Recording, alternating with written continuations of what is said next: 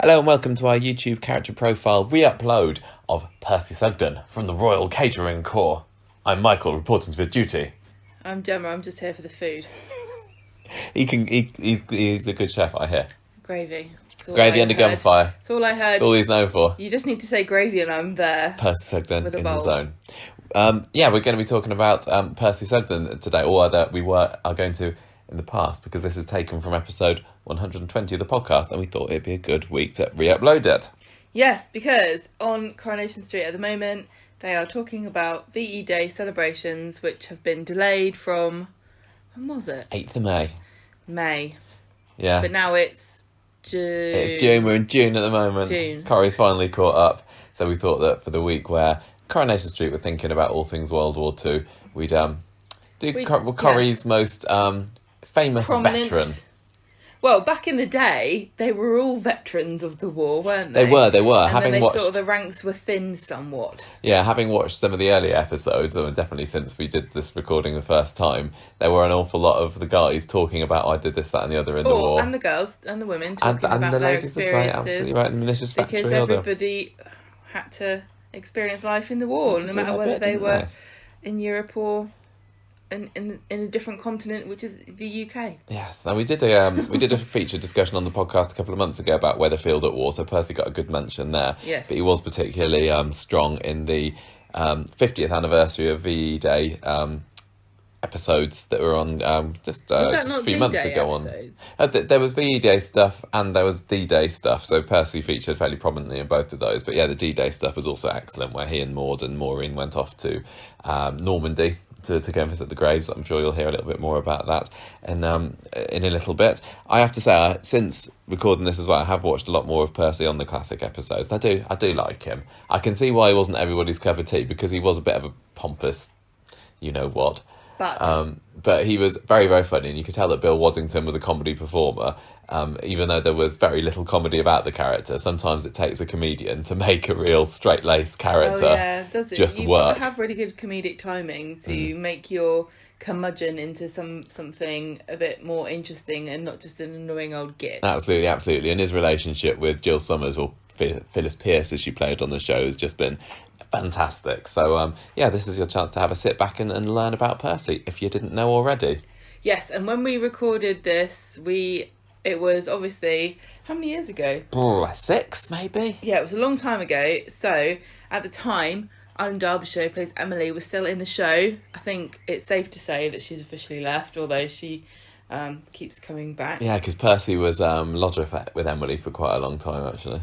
And we also mentioned Jean Alexander, who at the time was still alive, but unfortunately has since passed away. So just to give you a bit of context for the time in which we were talking about this. And it's quite interesting because we also have quite a lengthy discussion about the changing face of Coronation Street over the years, and what will the show be like in 10 years' time. We're not quite 10 years on from this segment, but we're not part way there, so you haven't got long to catch up to it. Yeah. So here we go, the character profile of Percy Sugden. Padam! It's a community centre related classic character profile, because there has already been a community centre in Coronation Street between I forgot, we just looked this up. 1971 and 1989 there was a community centre, and the caretaker's job was first done by Ina Sharples, but of course we've already done her as a classic character profile. That's old news. But in 1983 she was taken over by Percy Sugden, so that's going to be the focus. Makes it sound like he possessed her. That's very Halloween-y. Yeah, She was taken over by this spirit. So we're going to look at old Percy this week, which is a character who was in it when I started watching for the first few years. I've seen him in some of the classic episodes as well. Doesn't really mean anything to you? I know everything there is to know about him. I know when he was born. I know who his wife was. We and Gemma had a bit of a chat about Percy, so we'll see what she's remembered, shall we? I don't remember anything. Read the notes. I mean, he was born, what are the notes you've memorised? I told you I knew this. He was born on the 8th of April in 1922, and his sister was Millie Pryor. And he had a wife called Mary Jackson in 1946. And he first appeared on the 22nd of August 1983. Oh, that's Mark's birthday. I just realised. Wow. I know someone who was born on that day. Yeah, it wasn't his birthday, it's his actual day of birth. Yes. and he last appeared on the 20th of October 1997, but luckily Mark has been going for longer than that. Yes. And he has appeared in 984 episodes, 53rd most featured character, and played by Bill Waddington. They make good games. Waddingtons, yes. So Bill, before Coronation Street, I mean, he came into Coronation Street at quite an age. So he had. No, you shouldn't have said this. You should have said, guess if this is the character or the actor. He played the ukulele in a group called the Blues Pencils, who were recruited to entertain the troops during World War II. That could have been either. It was the actor who did that. Yes, Bill Waddington. So entertaining the troops during World War II. Then he became a comedian, which is always. I think it was definitely the Allied. It does sound funny to me because I can't imagine him being a comedian at all. I don't know what it was like apart from being Percy. He often shared the bill with Jill Summers, who was the person who played Phyllis Pierce, who was the person that we were hearing stories about when we went to Daisy Nooks. Do you remember the foul-mouthed Jill Summers that we were told about? Yeah. Yes, I do. So they knew each other from there, and they were quite a bit of a double act in Coronation Street later on as well. Bill appeared in over 800 variety and comedy shows on the radio and a few bits on TV before finally getting the role of Percy. So let's have a look back at Percy's past. Well, here in World War II, he wasn't playing the ukulele. He was serving in the Royal Army Catering Corps, driving a mobile canteen across the Western Desert between 1939 and 1945. I guessed those dates. I assume he was doing it for the whole war. I just wanted to refresh people's memories. That's when it was. Well, a lot of people didn't sign up straight away, you know. Well, I made it up.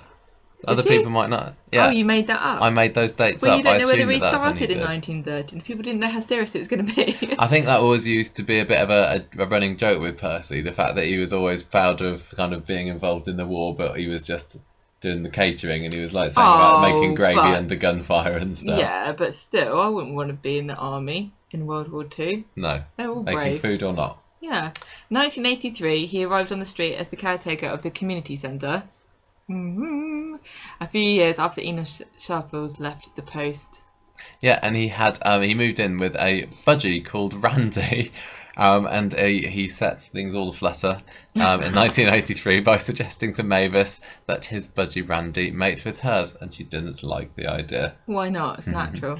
When he came in, he was a bit of and all the way through as his character. Really, you could tell he was like a bit of an ex-military kind of bloke, because he was sort of very kind of official, and he was a bit of a Norris, a bit of an Albert Tatlock kind of character, like officious. Lord, yeah, exactly, officious, lording it over everybody, and thinking he had the right to look down his nose at everybody.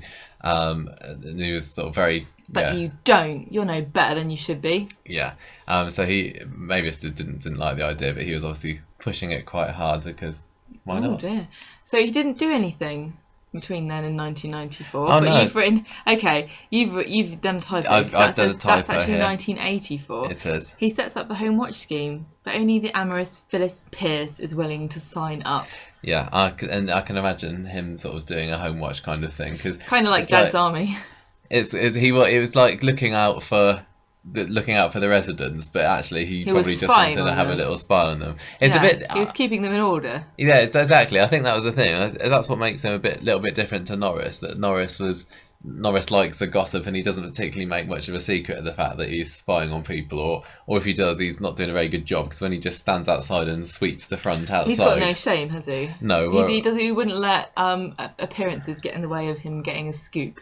But I think with Percy, he just thinks it's his right to kind of know what everyone else is doing, and I'm not sure whether Norris thinks that. He's a bit more like. He knows he knows he's doing it for the gossip a little bit, and it's sort of curtain twitching kind of thing. Yeah. And then there was this Phyllis Pierce, who was, like we said, just played by Jill Summers, and for the years that Percy was in it, she was always chasing after him like a little randy old lady. It was quite funny. So she's the only one. Pigeon. She's the only one that wants to sign up.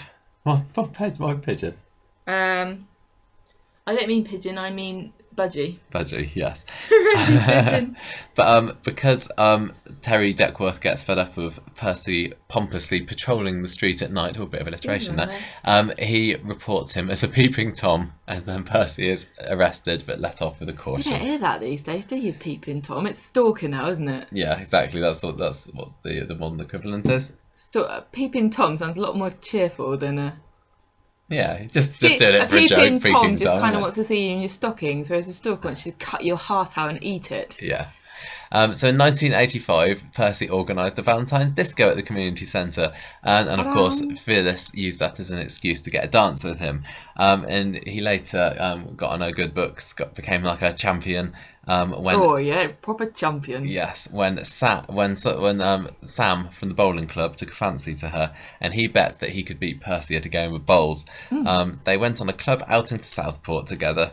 To go bowling, and they ended up missing the coach because they were paddling in the sea together. How innocent. I know, it was such innocent times back then. Those are the days. Yeah, and this all kind of plays into the reason why Bill Waddington left in the end. Okay. You will see. In 1987, he formed the Percy Sugden Formation Dancers, I'd love to have seen that. Whose members included the lovely Hilda Ogden and the fragrant Phyllis Pierce. But they eventually got fed up with him bossing them around and got rid of him. And then he cancelled their entry into the local dance contest. Again, that's just how he rolled. Harmless storyline. Harmless fun. In 1988, he reached retirement age. Didn't you miss out the bit about Alf? Oh yeah, I don't think that was that exciting. I think it's quite interesting. He visited Alf and he just had a heart attack, and Percy tells him about how most heart attack victims don't survive. Yeah, he was a bit insensitive. He didn't have a very good bedside manner. So 1988 then, he reached retirement age and was forced to leave his flat at the community centre, but Emily agreed to take him in because she's so charitable. She's so lovely. Emily has been like taking in the waifs and strays she's kind like of busy. But it's not just any old waifs and strays. I mean, if she's been living with this kind of person for almost 30 years now, kind of. And it's been putting up with them, isn't it? Yeah. Because nobody else will. Nobody else wants to live with them. I wonder why it is the case that it was always the women who have the houses and they have the male lodgers. Because you've got Eileen, Emily, and also Julie does it to a certain extent as well. But then again, I was thinking the other day, whenever I say I'm going around someone's house, I always say the woman's house. But then all my friends are female, so I'd say I'm going around Rachel's house, or I'm going around my mum's house, or... Yeah. Or let's go round. Although I say your mum and dad's house, don't I? Not your mum's house. Yeah. I guess maybe it all ties in with the Coronation Street strong women kind of thing. Homeowners. Homeowners. Yeah. But I mean, it's not Emily's fault that Ernest died. I'm sure that if he hadn't been shot 30, 40 years ago, whenever it was, that he would still be... Now that's a long-running storyline, isn't it? Yeah. Still battling with the ghosts. Yeah. So from 1988, she was there living with Percy. Now, he decided to elect himself as the best man at Derek and Mavis's wedding that year. And also, he became a local crossing warden. So he was really into walking along as an official capacity. Yeah, basically. Walking along short strips of land. Yeah. It's very similar to World War II, basically, isn't it, being a crossing warden? Yeah. In 1990, so this is after the community centre's been demolished. Yes. He breaks his ankle slipping on some apples that had fallen out of Phyllis's shopping bag. And then he ends up in a wheelchair, and she decides to become his full-time wheelchair pusher. Yeah, and he also got sacked by the council from his lollipop man duties that year after it was revealed that he lied to get his job. Lied about his age to get his job. So the government should really know how old he is if he was in the army. That's what I don't understand. Yeah. Don't you just imagine there's some dossier about you somewhere where they know everything about you, yet they still if you write down the wrong number on a form, they're totally flummoxed. It's only storyline. Well, it was also only 1990, and they probably didn't even have invent the internet computers then. No. 1991. Do you want to say it? Well, no, because I don't even know what that says. Okay. Emily decided to sell up number 3 and move to Ross-on-Sea. I don't know where that is, but it sounds a bit Welsh to me. I could be completely wrong. Percy did his best. Is that how you say it? I don't know. If it's Welsh, it's probably Ross-on-Sea or something. Sorry, Welsh people. You've annoyed everybody today. He did. It's probably not even Welsh. Percy did his best to put off any potential buyers because he didn't like the idea of having to move out of his home. He eventually moved out though, and Emily realised that she was actually just happy with the peace and quiet. She didn't want to go and retire to Ross-on-Sea. She didn't want to get away. She just wanted to get away from Percy. Yeah. So she decided to stay put. So he's now living. I think he was having to move into an OAP home, so she took pity on him. And, didn't last long, did it? The peace and quiet. She had to take him back. Yeah, exactly. Now, 1992 was an interesting time for Emily because she had a breakdown, and this is definitely an era of Coronation Street that I haven't seen, and it sounds like it was maybe one of Emily's last big storylines, and I don't know how big it particularly was at the time. But neighbours, he was suspecting that Emily was heading towards a breakdown, but his worries fell on deaf ears because neighbours just said that he was being interfering. So Emily at the time was also in the process of loaning £10,000 to Mike Baldwin to help him out with something. He tried to stop her, but she wouldn't listen to him. But she was getting pretty fed up with him, but he was still doing a good job of looking after her because she was having memory problems and stuff at the time. Wow, back then she was having memory problems. Yeah, she's fine now. Strong now. She's fine now. In 1993, he causes heartbreak for Emily on accident. He could have killed her, but no. He just accidentally caused a heartbreak by telling her new man Bernard about her breakdown, and then Bernard left her because he couldn't bear going through the pain he suffered when he had to nurse his sick mother. Also in 1993, Percy met up with Olive Clark, the widow of his best friend from the war, and he felt like he should propose to her because that's the done thing, the honourable thing to do. Yeah, but it didn't get very far because he was allergic to her cat. People had different morals in those days, didn't they? Yeah.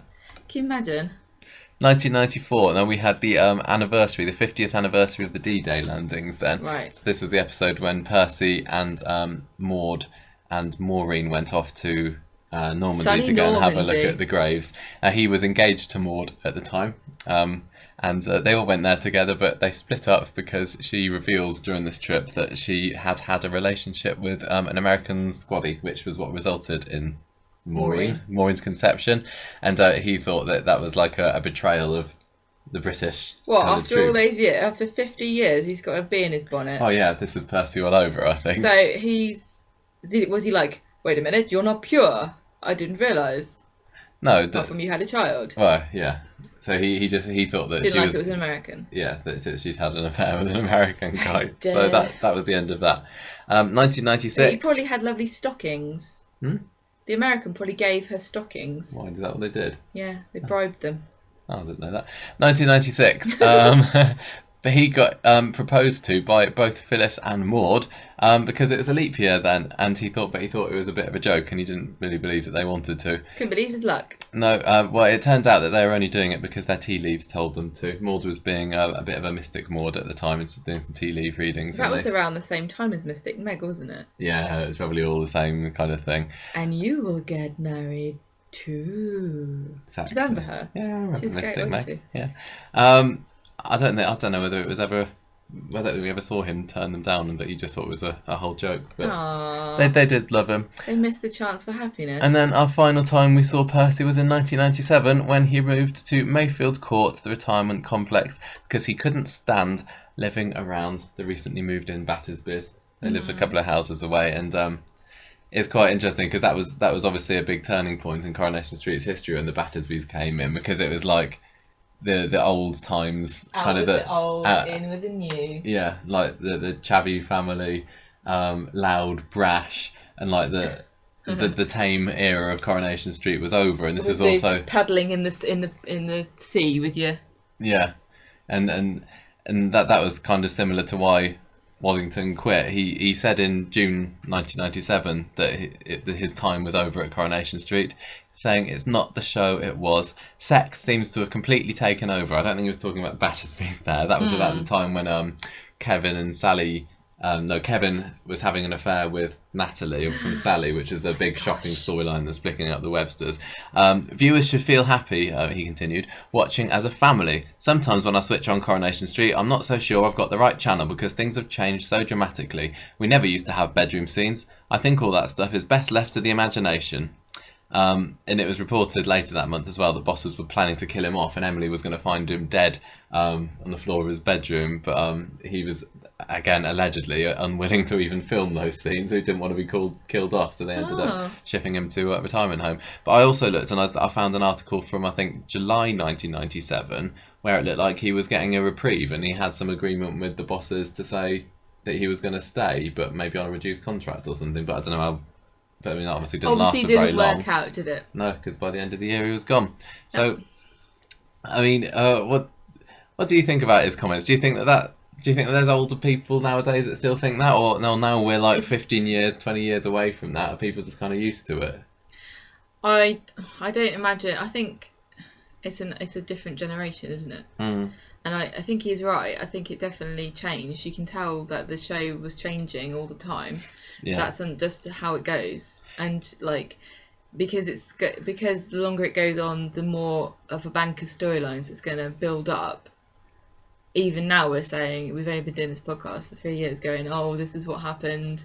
They're just doing the same thing as this storyline over and over again. Yeah, so they had to hot it up, and they were fighting for ratings more back then as well, weren't they? I mean, EastEnders had been around for I don't know how long back then, but 10 years maybe. I don't know how old EastEnders is. And this is when people were starting to get Sky more and everything, so they needed the bigger storylines. And in 1997 was when Brian Park, the infamous Corrie producer, was in charge, and he was swinging his axe, getting rid of all the Deadwood characters, I guess, or who he thought was Deadwood, like Derek Wilton and that.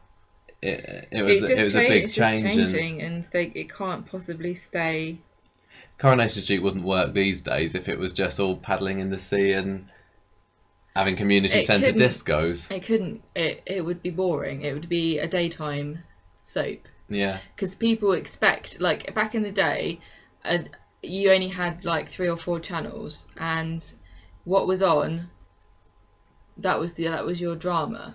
Yeah, I mean, some of the gentle comedy of the old Corries was good. I mean, Jeannie Alexander's saying the same thing, isn't she? And this is why we'll never see Hilda Ogden back on the street. She says that it's a different show and everyone's jumping into bed with each other. I don't expect they'll ask her to do that. Well, maybe not. But you see, people like Rita and Emily and Ken have managed to weather the storm. So, from that point of view, is it really that different? Or were they just sort of... They were always pushing the boundaries. They were always trying to find new, innovative ways to entertain people and shock people. Yeah, I mean, it's... Like, one of the biggest stories from the 80s was like the Mike, Ken, Deirdre love triangle, which was... I mean, it's not like you ever saw... Ken and I was going to say Ken and Mike in bed, Deirdre and Mike in bed, or maybe you did. I can't even remember. But I mean, the raciest storylines did go on. But have they had many racy ones recently? I'm trying to think. I don't think they've had many bed scenes. The only ones I can remember is Peter and Tina. Yeah. And I don't think people really care about it. Well, we cared about it when we saw them in bed. We didn't like it, but it's not shocking us or anything anymore. It's more a case of Yeah. I don't need to see that. He is right. I've always thought that myself. You don't need to see people in bed together. You just need to, if it's important to the storyline, you just need to insinuate that that's what's happened. You don't need to show people together. And I also agree that he's right. It should be like more of a family show. But then you've got the episodes that start at 8:30 now, so you can't watch it as a family. Yeah. Okay, and I suppose there's probably been like more murders and deaths sort of per annum nowadays than there used to be, aren't there? Like all the Richard Hillman stuff. But can I imagine that happening back in the olden days? I don't know. I don't think so. But yeah, like you said, Eileen Derbyshire is still in it. Yeah. And she always keeps herself to herself. She doesn't do interviews, so you don't really know what she thinks about it. Cause she thinks it's easy money. That's what I would think. We think of Eileen Derbyshire as being exactly the same as Emily because we don't know very much about her. She could have her own secret Twitter account. Wasn't there that... weren't we reading something about her? Wasn't there a documentary or something? She was in something. Yeah, she was in something, or people were saying that she's quite different in real life. I can't remember now. And... Yeah, Barbara Knox and Malcolm Hedden and William Roach, they must just like be used to it. I mean, it's a nice little earner for them as well, isn't it? You have to be like culture moves, culture changes all the time. It's not. He's saying it's not the show that it was, but in 1997, it was a completely different country to what it was when he started all the way back in 1983. So he was playing. From when you were born, up until 1997, and just think about all the cultural changes that have gone on in the country and all the things that are accepted, and now even think about what's changed between now and 1997. about like gay rights and people being more open about sex. And well, I know, I mean, that this was the time before they had a regular gay character, because Sean was in like 2001 or something, I think he started, and they still didn't have any regular black or Asian families. I can't remember when the Desires came in. It probably wasn't that long after this, but it's basically the trouble with the show like that is change or die, isn't it? They've always got to be changing and renewing themselves and pushing the boundaries. This makes you wonder what it's going to be like in like another 50 years' time, and the things that we'll be accepting, and we'll be like, oh, it wasn't like this in our day. I know, but I hope it carries on trying to challenge people. Like I said before, in a few of the storylines where I feel like it's tried to rekindle its controversial like storylines. I think it will, and they switched the producers out quickly, as it was soon enough, so that if it is feeling a bit stale, they'll get somebody who's going to zhuzh it up. So I think it'll be fine, to be honest. I'm sure it will. Yeah. So along with Stafford Hildred, Bill Waddington wrote a book in 1992 called The Importance of Being Percy, which is like a bit of a autobiography thing about his time in the street. But sadly there are no reviews on Amazon for this so far, so I don't know if it's any good. But you can buy a new copy of it, which will get sent to you from Florida for £75. Bargain. I think I saw on some other websites you can get it a little bit cheaper than that, luckily. But if anyone's got a copy of The Importance of Being Percy, maybe you should tell us a review. Yeah, tell us a review, or sell it on eBay, because you might get some money for it. Yeah. There's also one called Percy's War: Military Memoirs of Coronation Street's Bill Waddington, which was released in 1995, and that was just written by Stafford Hildred, I think, and that's got a 2-star review on Amazon. Honestly, that sounds bloody dull. Well, this is what the review said. They said that they hoped it'd be more stories about things that were sort of behind the scenes Coronation Street stuff, but it literally was about Waddington's time in World War II. It was just selling it with the Coronation Street name. This is what we said they should do, though, didn't we? Like, not a book, but do like a series set during the war about Coronation Street characters. Oh yeah, well that'd be totally different. That would be really interesting. I still maintain that that is something that they should look into doing, because I think that would be really quite cool. Yeah, definitely. But I think now they're going to have to wait for there to be a proper anniversary of something significant to justify doing it, whether that's 2039. Yeah, why not? We'll wait and hold see. out. And he wasn't just releasing books, he also released a song in 1995. He and the rest of the Coronation Street cast, but I think that Percy was like the lead in this. They did a cover of Always Look on the Bright Side of Life, and it got to number 35 in the charts, and that does certainly show how things are different eras. Yeah. Although we have silly things like that now, don't we? Like the we have silly we have silly novelty acts. I can't imagine Coronation Street getting the song in the top 40. I mean, this was back in the time when it was getting like 18, 19, 20 million viewers or whatever. Yeah. So, but nowadays, I don't think that would work. Oh well. So, Bill Waddington was married to one of the Chuckle Brothers' sisters. We were mentioning the Chuckle Brothers the other day, weren't we? On here? So yeah, it was all linked together. Was it their real sister, or was it a sister on the show? It was their real sister. So he was related. He was in the family. Yeah, with the Chuckle Brothers. He was a Chuckle Brother. Yes, but this is no chuckling. He was a Chuckle Brother-in-law. It was, but this is no chuckling matter because Bill Waddington died in 2000. He chuckles no more. No, at the age of 84.